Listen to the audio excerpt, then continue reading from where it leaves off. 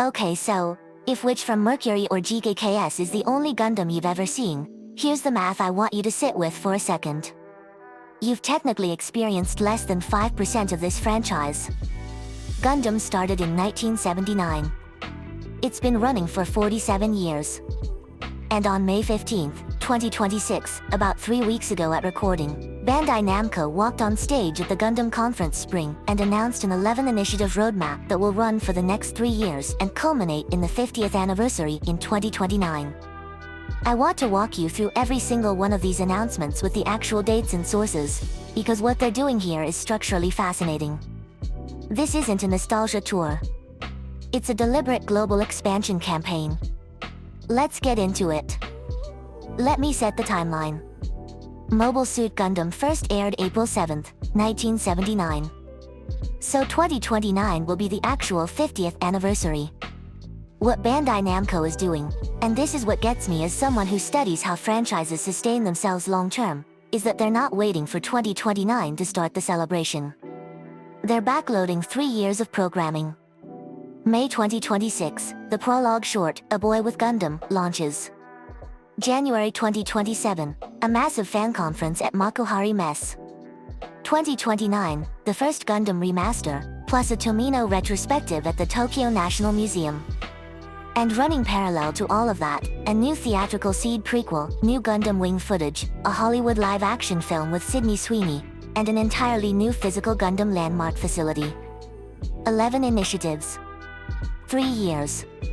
1 thesis, anchor the endpoint, then back-engineer the cadence. The most consequential announcement, in my read, is the First Gundam Remaster planned for 2029.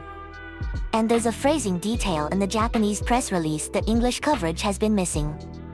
The official copy says, I'm translating directly, a touch-up so that worldwide users can also enjoy it. Not so that Japanese nostalgia fans can re-experience it. Worldwide users. Which tells you the intended audience.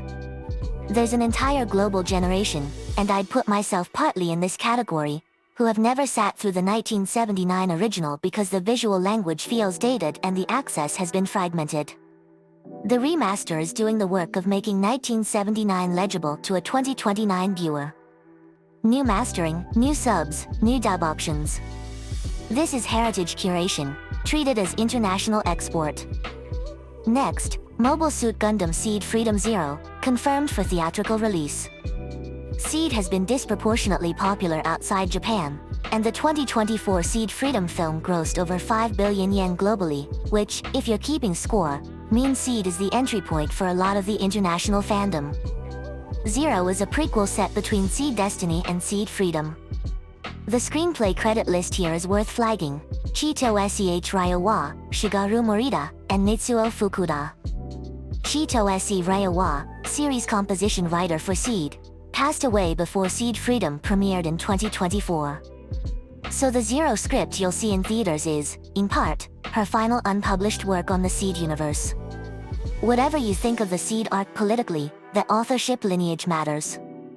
2 announcements that share a strategy, pull non-Gundam audiences in. First, Gundam Wing new footage. Wing hit 30 years in 2025. North American and European fanbases for Wing have stayed weirdly stable. Naohiro Ogata at Bandai Namco Filmworks said something interesting in the press conference, quote, "Chanto nagai," which roughly translates to properly long. Meaning, not a short. They're building something substantial. Second, and this is the one that made every Western trade pub take notice, the live-action Gundam feature. Jim Mickle directing. Sydney Sweeney and Noah Centineo starring. Netflix, Legendary Pictures, and Bandai Namco Filmworks co-producing. Sydney Sweeney, coming off Euphoria, is a casting decision aimed squarely at the streaming native demo who has never read 1979 new type but absolutely watches Netflix. Whether or not it works artistically, the targeting is unambiguous. On the physical world side, 3 things. First, Gundam-Con, January 9th through 11th 2027 at Makuhari Messe Halls 10 and 11. 3 days, official, consolidating the previously separate Gunpla World Championship, the trading card tournament, and the game championship under one roof. This is the franchise's first attempt at a US Comic-Con scale gathering. Second, and this one is academically significant to me, in 2029 the Tokyo National Museum will host a Yoshiyuki Tomino retrospective. The Tokyo National Museum. That's the same institution that houses the actual National Treasure Scrolls and Heian period artifacts. They are formally elevating Gundam from popular culture to cultural artifact. Third, the Gundam Landmark Project.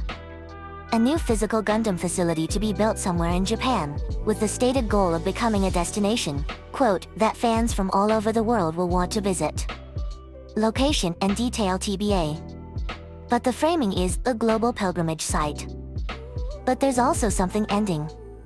The 19.7 meter, roughly 49 ton, 50 light point life-size Unicorn Gundam statue on Odaiba, which has been transforming on the hour for tourists since September 2017, is being taken down at the end of August 2026. 8 years and 11 months. If you've been to Tokyo as a tourist in the last decade, there's a non-trivial chance you have a photo of it. And announced alongside the statue retirement, April 7th, the original 1979 broadcast date, is now formally registered as Gundam Day with the Japan Anniversary Association, starting in 2027. So in the same announcement, one landmark closes, one annual ritual opens. That's not coincidence, that's narrative architecture. If you've ever wondered why Gundam doesn't collapse under its own weight after 47 years, the answer is structural. The franchise runs on two parallel rails. 1. The Universal Century, UC, the original 1979 timeline. Amuro Ray, Char A Xenobul, 1 Year War, it's a continuous, connected narrative. Each new UC entry threads back into existing canon. 2. Alternate timelines. Wing has its own After Colony. Seed has Cosmic Era. 00 has Anno Domini. Which from Mercury has Ad Stella. These are standalone universes, you don't need to have seen anything else to enter them. So UC retains the legacy hardcore audience by extending continuity. Alternates onboard a new generation every 5 to 7 years with a clean entry point. They don't compete for attention, they compound it. This is the design choice that lets a 47-year franchise stay coherent. 3 entry routes for newcomers, depending on what you want. Route A, the 1981 movie trilogy. 3 films, roughly 7 hours total, condenses the entire 1979 series. You walk out fluent in UC foundations. Good prep for the 2029 remaster. Route B, which from Mercury, 2022 to 23, 24 episodes, female protagonist Suletta Mercury, contemporary visual language, 0 prior knowledge required. Best onboarding for a 2020s viewer. Route C, Mobile Suit Gundam Jeek-Aks, Red Jeek-Aks, the absolute newest entry. April through June 2025. Sunrise's first ever co-production with Studio Khara, that's Hideaki Anno's Evangelion studio. Director Kanzuya Tsurumaki, series composition Yoji Enokido. The pre-release theatrical cut from January 2025 grossed 3.34 billion yen and pulled 2.02 million viewers. Setting, alternate UC0085 where Char captured the RX-78-2 before Amuro did. That single premise reset is the kind of thing that generates fan theory videos for a decade. So that's the 11. To loop back to the opening question, why has Gundam survived 47 years and counting? Because in 1979 a 38-year-old director named Yoshiyuki Tomino made a robot show that took the politics of war seriously. And Bandai Namco has spent 5 decades treating that property like a living institution rather than a piece of IP to sweat. The remaster, the new feature films, the Tokyo National Museum exhibition, the Hollywood adaptation, the new physical landmark, all of these are bets that the franchise still has runway.